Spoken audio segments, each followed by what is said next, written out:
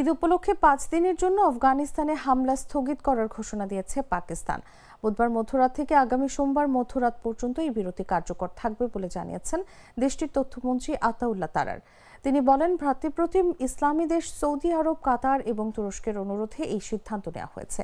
তবে পাকিস্তান সতর্ক করে বলেছে, এই সময়ের মধ্যে যদি কোনো আন্তঃসীমান্ত হামলা, ড্রোন হামলা বা সন্ত্রাসী কর্মকাণ্ড ঘটে, তাহলে তারা আবারও পূর্ণ শক্তিতে সামরিক অভিযান শুরু করবে। অন্যদিকে আফগানিস্তানের তালেবান সরকারও পাকিস্তানের বিরুদ্ধে সামরিক অভিযান সাময়িকভাবে স্থগিত করার ঘোষণা দিয়েছে। দেশটির মুখপাত্র জবিহুল্লাহ মুজাহিদ এই তথ্য জানিয়েছেন। এর আগে গত সোমবার কাবুলে একটি মাদকাসক্তি নিরাময় কেন্দ্রে ভয়াবহ হামলায় 4 শতাধিক মানুষ নিহত এবং অন্তত 265 জন আহত হন। প্রায় 2000 শয্যার ওই নিরাময় কেন্দ্রটি হামলার সময় নামাজরত মানুষের ভিড়ে পূর্ণ ছিল।